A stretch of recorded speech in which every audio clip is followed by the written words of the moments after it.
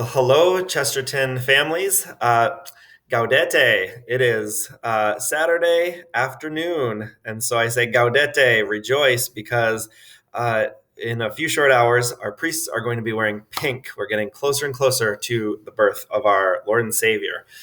So it is Saturday afternoon, as I mentioned, and last night we had our parent orientation to the Gala and house system. And if you were able to join us, it was great to see you. If you weren't, I'm looking forward to catching you up on some of what we talked about in the presentation.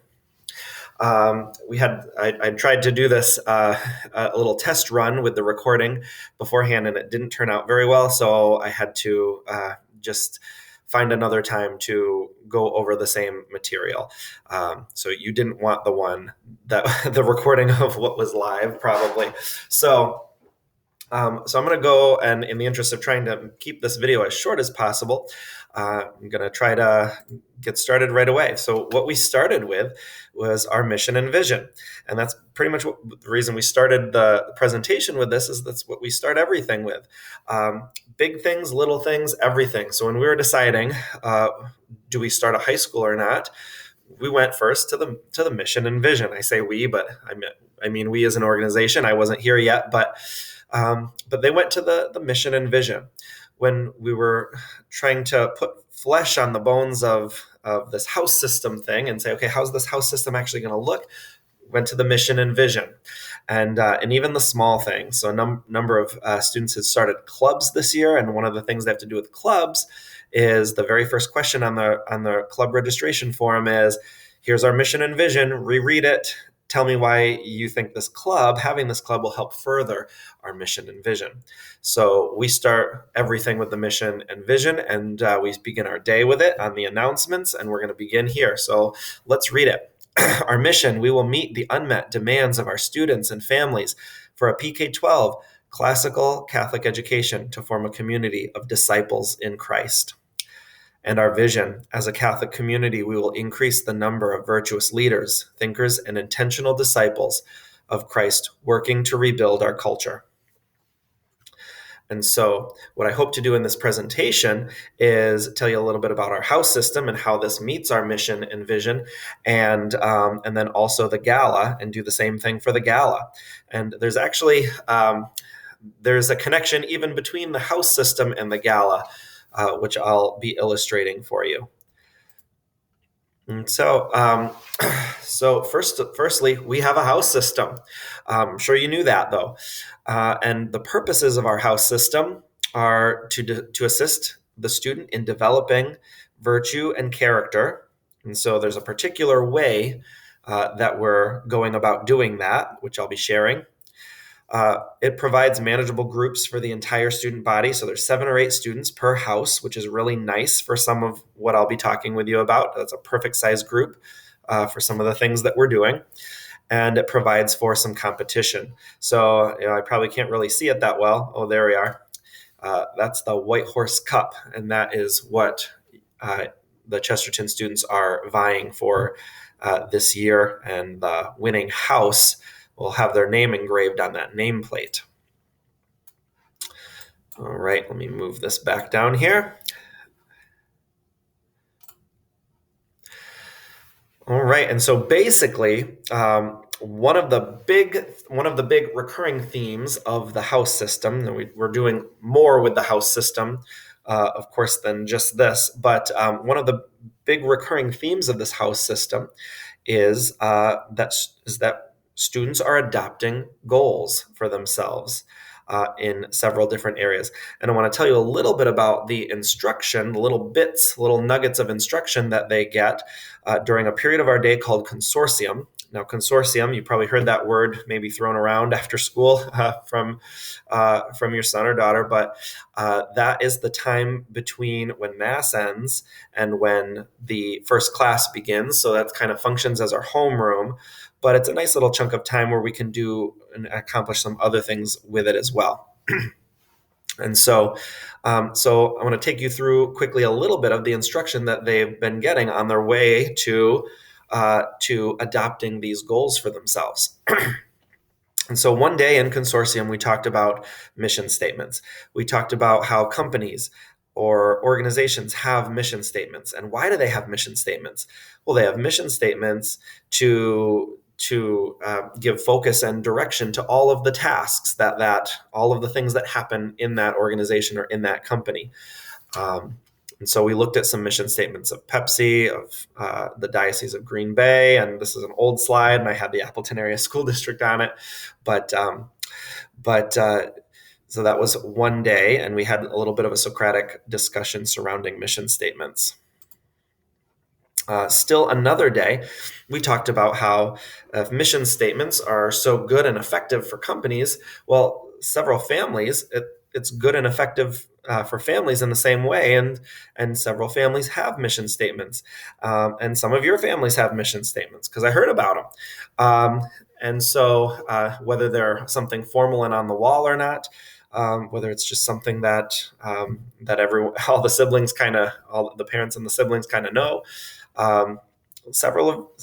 Lots of people have mission statements, and I shared our mission statement, the Phillips family mission statement. So it says, the Phillips, being of Roman Catholic faith, believe that their purpose is to raise a family committed to knowing, loving, and serving Jesus Christ in his universal church. And so down here, you could call that first part the vision. The mission, I guess, would be down here. And it says, we'll do this by setting goals for ourselves in the following areas. And so we have 5 areas on our mission statement. This hangs in our kitchen. Those 5 areas are spiritual, relational, financial, physical, and educational. And I won't read all the little blurbs, but down here there's a little blurb under each one that just kind of gives some context for each one. And we don't have goals in each of these areas all at the same time. We'd have a goal in just one, or sometimes 2. Our kids pretty much only ever have one, but I was able to share this on one of the days in consortium. We talked about professions one day, and lots of professions have goals. Doctors and nurses, they have care objectives. Teachers have, in most schools, they have SLOs, student learning objectives. Sales professionals, they have quotas, and quotas might just be a number, but oftentimes those quotas go a little deeper than that. There's a little bit more they're involved with. Presenters, sometimes they have survey goals. Maybe they want to increase their audience participation, and then they have their as data they have audience members fill out a little survey, there were a lot more examples when we discussed this. Still another day, I shared with students some of the goals that I and my family members have had. And so I'm going to tell you quick about 3 of them. The first goal I ever had was a spiritual goal, and it was this one. I will pray the morning offering each morning for 30 days. I will accomplish this by setting a recurring reminder on my phone along with the text of the prayer. And so at the time, I didn't know the morning offering by heart, and so that was helpful. It probably gave me probably made me do it at times where I might not have otherwise, just because it's easy to say, I got the reminder right now, and I got other things on my mind, and I can't be bothered to look it up. So that's just kind of how that's kind of human nature. So it's important to make goals, smart goals, and we'll talk about those in a second. Before I read the second goal, I guess I'll tell you that the beginning of this whole goal thing for us, when we were first discussing it, my wife and I, I don't know if she was kind of having second thoughts. Is this going to be a worthwhile use of our time? Is it going to accomplish what we want it to accomplish? And the reason she thought that was because I work outside of the home, and she does too part-time, but she works from home as well, so she's kind of in both worlds. And so being at home more than I am, she's the one who knows what bills need to be paid when, that knows where people need to be and when. She's the one that's worried about what's for dinner and do we have the ingredients to make it and all of that stuff. So I guess this whole goal thing where we get together and we have a family meeting, which that's just over dinner. But so we have a family meeting and we do these goals. It seemed kind of like an add-on to her at first. And so one of the things that though we began to discover was that it doesn't have to be an add-on. So, all right, we can't get our laundry done, and that's causing us to not be able to get out the door. Well, that's the thing you want to make a goal about, Um, maybe that doesn't sound super spiritual. Maybe it doesn't sound super intellectual, but hey, we're learning a virtue when we do that, when we make systems happen. That's a beautiful thing. And we love goodness, truth, and beauty, right? So it's worth having a laundry goal. It totally is worth having a laundry goal. And it makes us more joyful when stuff happens the way it's supposed to happen around our house. And so it's easier to be joyfully Catholic when you have systems that work the way they're supposed to. It's a beautiful thing. So one of Andrea's goals once, this was something that we needed to do anyway. This is at a time we needed to rein in our spending. We needed to save some money. So I will collect 3 car insurance quotes. This was a goal of my wife's. I will collect 3 car insurance quotes by Friday. We were having this meeting on a Sunday at the time. So she was giving herself pretty much the week. This was a very short-term goal. 3 car insurance quotes by Friday and call Saturday morning on the cheapest one. I will set a Siri reminder to make this call at 9 a.m. So all sorts of supports built into the way this goal was written. And then the third one that I'll share with you, I guess I'll move myself again, is this bottom one here. I will spend 30 minutes of my lunch hour for 12 consecutive Wednesdays walking on the Fox River Trail. So this is when I was working at the diocese. And at first, this end part wasn't on the goal statement. To support myself in this goal, I will schedule it on my work calendar. Oh no, that I did do right away. This very last part, and pack an easy lunch. Okay, this pack an easy lunch part was not part of the goal at first. What would end up happening is that I would have my lunch hour and I would have to eat, and so I would eat, or I'd take my lunch to the microwave. I'd spend time at the microwave, and then it would be a lunch with a fork, and it wasn't something that you had to sit down to eat it most of the time. Or I'd get talking to somebody at the microwave, and before you know it, most of the lunch period is gone, and it would have been a short walk if I went on a walk. So it didn't happen. And so to support myself in this goal, one of the things that I needed to do to change it was pack an easy lunch. So it's just a good way to illustrate how you can change the goal if you realize that you need to, or just why having the SMART criteria is so important in the first place. So speaking of the SMART criteria, this is the SMART criteria. So another day in consortium, we were looking at the SMART criteria, and we took those same 5 goals that I shared, and we discussed, okay, how is each one specific? How is each one measurable? And then, of course, all of this culminates, and students received this paper where they were asked to identify, okay, for you, what's that area? For us, at one point, maybe it was the laundry, right? So we're not getting out the door in time. It's causing us to not be very joyful. What's the thing that needs the goal in your life, right? So is it a spiritual? Is it a relational? That's what we're asking them to do here in this top box, and then their goal statement. Okay, write a goal statement that's specific, that's measurable, that's actionable, relevant, and time bound. And so recently, the houses, all the Ambroses and all the Chrysostoms, they got together and shared the goal that they had come up with. And so I want to spend a little bit of time talking about why SMART goals. So why do this in a school? We're here to learn science and math and literature, right? But why do these SMART goals? Well, I guess the short answer is it's in alignment with our mission as a school, and it's in alignment with our mission as a diocese too. So if it's in alignment with both of those missions, it's too perfect not to do it, right? So, so a little bit about how it's in alignment with us as a school. Well, we're forming intentional disciples in our school, disciples who are capable of rebuilding the culture, right? So maybe one of those relational goals could be I need to decrease my phone usage, right? That's a real piece of human formation there that doesn't always get addressed in school. And I can't think of a better way to rebuild our culture than to learn some self mastery that can help us be a little bit more countercultural. So I think this type of thing is really apropos to building disciples, and it's in alignment with our diocesan mission and vision as well.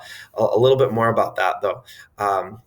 We live in a diocese where our Bishop Ricken, in his wisdom, has asked us all to take a part in cultivating an environment of vocations so that in the future we could have more abundant priestly vocations to help fill the ones that we're losing and the ones that we're not replacing. And so he said, it's no longer the job of the vocations office alone to do this, but he said, Catholic school teachers, it's your job, and school administrators, it's your job. He said, parishes, fathers been doing this sort of work probably up to this point, but I want you all to be doing this. So faith formation directors, you guys get on it too. Liturgy directors, you guys get on it too.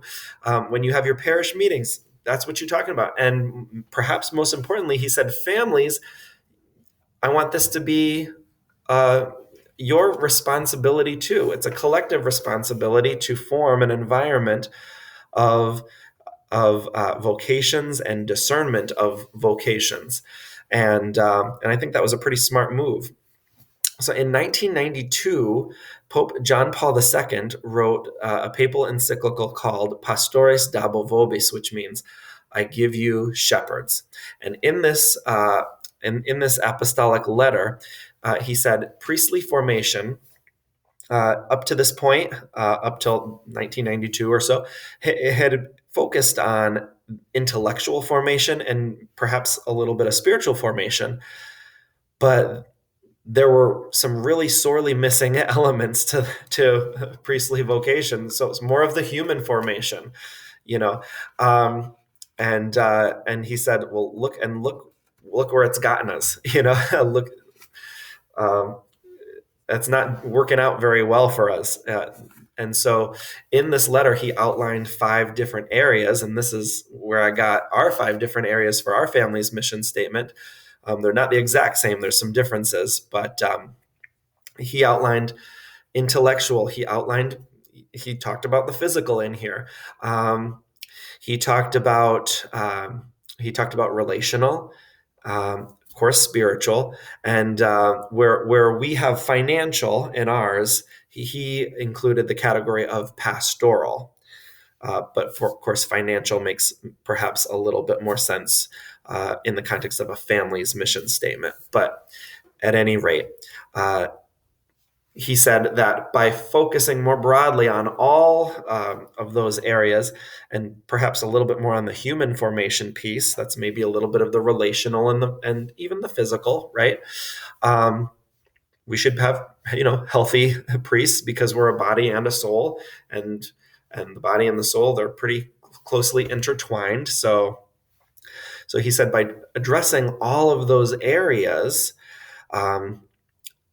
not only is that good for people who've already discerned that they want to be priests, as part of their formation, but he said, if you do that in schools, if you do that in families, he said, the likely result is that when God's giving the call to men to be priests, or even in the context of other vocations, when that those calls are being given, the likely result is that they'll be heard a little bit more often too. And so that's why we're really excited, because as a school, we feel like by addressing these goal areas, we're playing our part in this broader diocesan effort to increase vocations in our diocese long term. And so, really excited about this, and I know Bishop's aware and of that we're doing these, and I think he is as well. So,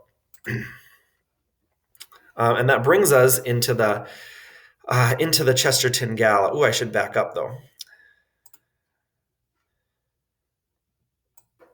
Should back up. I had to say one more thing about the last slide. So, when students adopted their goals, they were encouraged to. They were said, it's okay if you want to reach for low hanging fruit or medium hanging fruit, but the purpose of this isn't to address the big things of life, right? The real deep issues.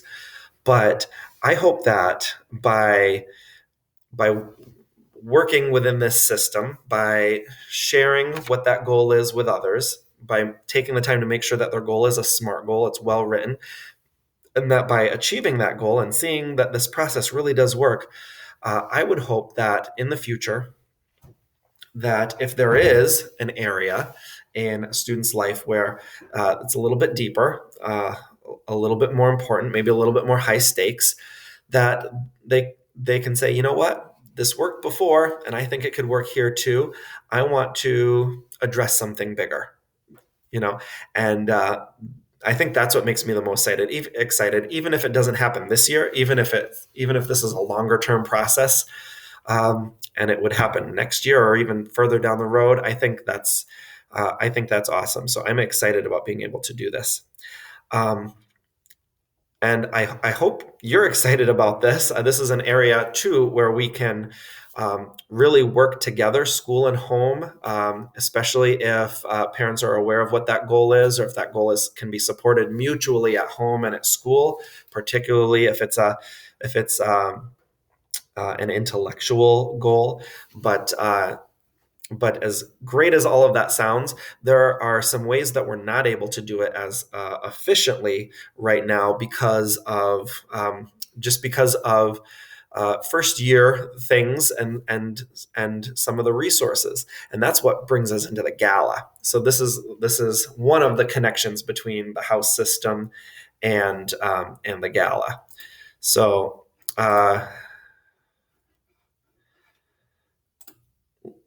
Little bit about the Chesterton Gala here. Chesterton Galas are the largest fundraising events for most Chesterton academies. I'm not going to play these videos. Oh, there we go. This top video here was a promo video. It was a good example of how kids get together and do the things for the Gala that are needed. So this was a video that some Chesterton students shot and used as a promo video. It's not available anymore. It was at the beginning of the year that when I showed this to them on the very first day of school.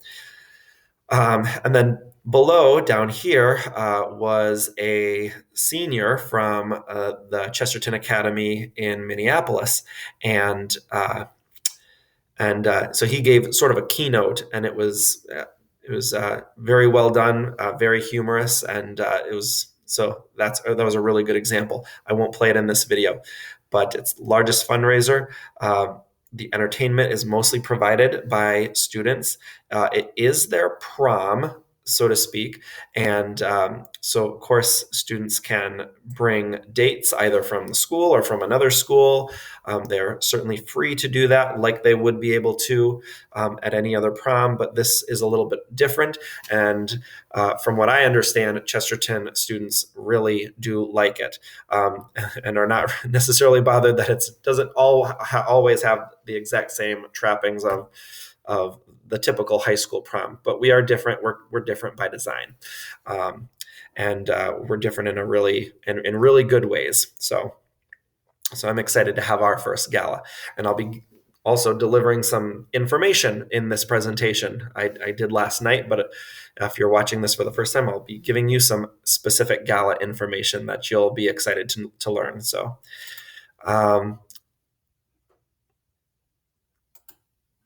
There we go. Oh, actually, here we are right now with the gala details. The gala will be April 30th. The specific time will be determined shortly. So it's Saturday, April 30th. We're having the gala at High Cliff Banquet and Event Center, and it is open to all St. Ignatius families. So, of course, being a community of less than 30 families, we have 30 students, but there are several sibling pairs.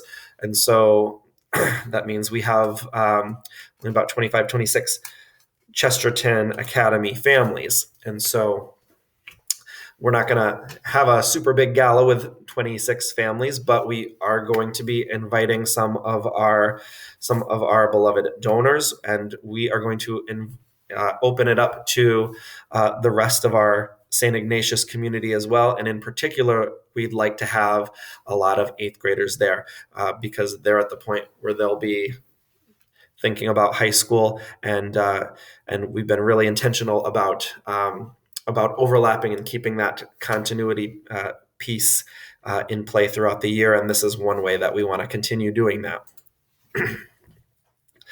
So one of the things that I've heard again and again is that Chesterton Academy galas are a combined effort of school and family, and that's what makes them so successful. The gala, we need some revenue from this gala to help us execute the mission and the vision of making disciples that I was communicating before. And so we are just like any other fundraiser.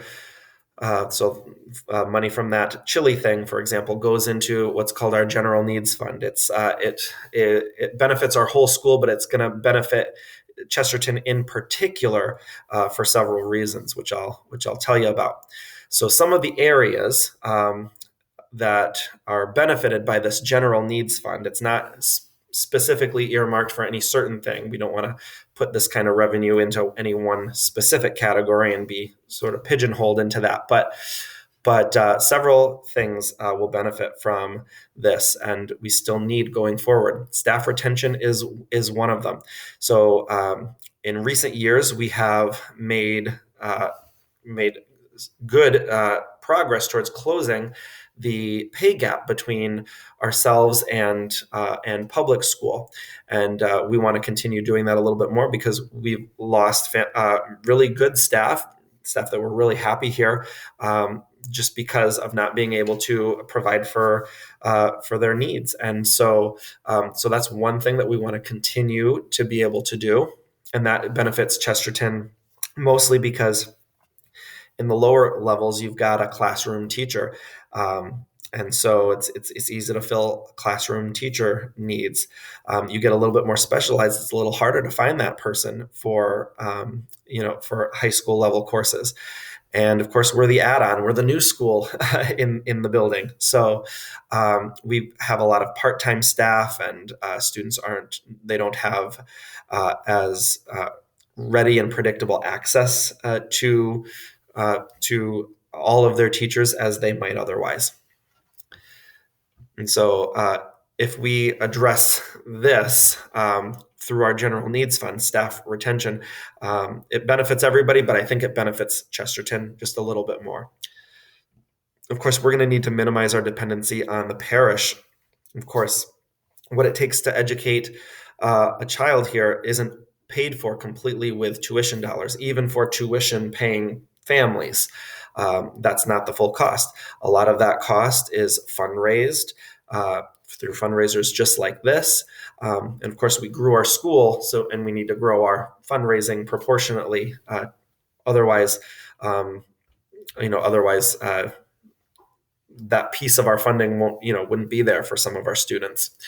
And also, parishes have taken a hit in the last couple of years, just from having fewer bodies in the seats on Sunday. And so we find ourselves needing to operate with a little bit less support from the parishes. And of course, the more they support us, which we love it when they do, but the more they support us, this compromises their ability to carry out the rest of their ministries that they have, which are also very good ministries.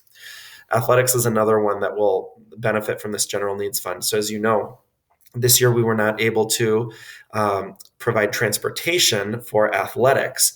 And I know that makes it a little bit more challenging for students and for families to be able to participate in sports. If and when the time comes that we are able to do that, of course, it'll incentivize more families to participate in sports, and it'll be able to grow our athletic program. And we gave tours. We had students shadow and really liked what they saw, but in the end, um, didn't end up choosing St. Ignatius because of athletics. And we understand that that's okay, but that's a piece of our ministry here that we need to grow in order to be able to scale up and do the rest of what we want to do very well. And so that is why this gala is open to all St. Ignatius families. Again, we're going to make a really strong push to have all of our high school families there. We hope you can all make it. Eighth grade, we're going to do an additional strong push. And then, of course, it's open to the rest as well. We want everyone to know what Chesterton is all about and be excited about the pathway there. So one of the things that other Chesterton schools have shared with us is that it's really important for houses, the community of people in the Ambrose house, the community of the Augustines and the Athanasiuses, to build some bonds of friendship and fraternity together throughout the year to help in all of this. And so one of the ways that they often do that, and we're going to try to put this in place as well, is by having social gatherings of Chesterton families from a common house. This could be either at one person's house or in neutral territory. Usually it does occur at someone's home. It's usually a very spiritually edifying experience. One parent had even approached me and said, you're reading some really cool things, stuff we didn't get to read. It'd be interesting to have an opportunity to read some of that stuff, but with a group. And so one suggestion I guess I would have for that is the book Orthodoxy, which many of our students are reading. It's a shorter book. It's kind of a thick read, so it's a good book to do with a group, so that you can rely on each other. But and of course, students rely on the scaffolding that they get from their teachers here to make that a little bit more accessible. But it's just a brilliant book, and Chesterton is just a brilliant man. It's super witty and funny, and so I would start with that book. But that is a one potential option for a get together. A reason for a get together. Of course, sometimes families get together. Sometimes it's a weeknight that this occurs, and what should kids be doing on a weeknight? They should probably be doing their homework. And so maybe you get together, you eat, parents have a little book time, and then the high school kids are doing some homework together. So just trying to illustrate what it might look like. Sometimes other Chesterton academies, when their houses get together, they invite father or deacon from the parish, or maybe it's to work on a service project of some kind. So we just had kids working on a float earlier this week, and so if that float, I know that float was here on our campus, but perhaps in the future, maybe that floats at someone's house, and maybe that's where they all get together. So we're gonna look forward to making this happen too, because that, I'm told, is essential for this house system to really be successful. Of course, with the gala, we have some specific asks as well. And so one of the asks that I'm going to ask right now is, can you serve on a committee to meet either in person or virtually? So this summer we had a little committee for a while as we built the skeleton of the house system and assigned kids to the houses. Um, and so we met virtually, and so we could certainly do this again. Do you know, or can you connect us with any table sponsors?